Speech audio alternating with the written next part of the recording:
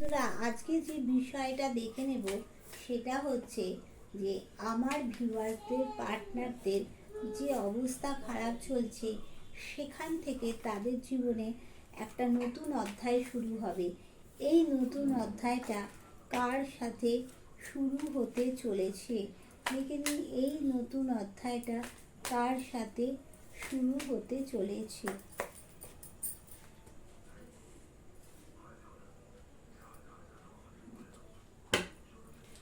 দেখো বন্ধুরা, নতুন অধ্যায়টা শুরু হতে চলেছে যে তোমার পার্টনার যার দিক থেকে মুখ ফিরিয়ে রয়েছে বা তুমি যার দিক থেকে মুখ ফিরিয়ে রয়েছো তার সাথেই কিন্তু নতুন অধ্যায় শুরু হবে। মানে তোমার সাথেই বন্ধু নতুন অধ্যায় শুরু হবে, কারণ তোমার থেকেই মুখ ফিরিয়ে রয়েছে, তোমার দিকে সে দ্রুত অ্যাকশন নেবে, নতুন অধ্যায় তোমার সাথেই শুরু হবে।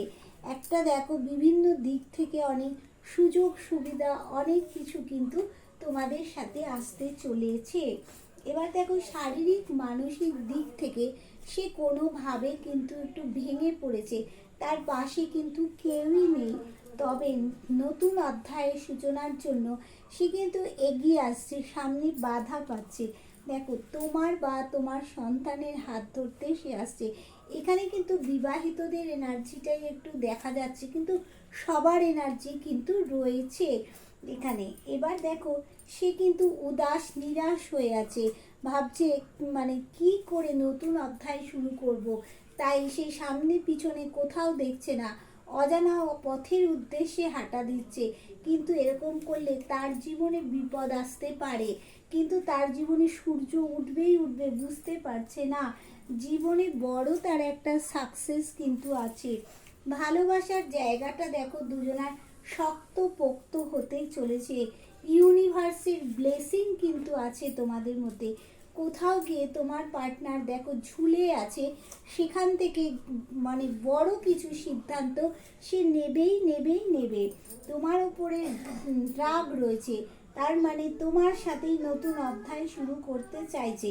তোমার সাথে নতুন অধ্যায় শুরু করতে চাইছে বলে তোমার পার্টনার কিন্তু তোমাকেই ব্ল্যাক ম্যাজিক করেছিল। কেন করেছিল? যাতে তুমি অন্য কোথাও চলে না যেতে পারো। দেখো, এখানে বাধা রয়েছে সামনে, বাধা কাটিয়ে তোমার পার্টনার তোমার কাছে আসছেই আসছেই আসছেই। দেখো, সে একটা ক্লিয়ার কমিউনিকেশন কিন্তু একটা যোগাযোগ সে চাইছে। থার্ড পার্টির কাছে রয়েছে, তোমার কাছে আসছেই বন্ধু। বিয়ের জায়গাটা শক্তপোক্ত করবে, ভালোবাসার জায়গা শক্তপোক্ত হবেই বন্ধু, হবেই। নতুন কিছু পরিবর্তন।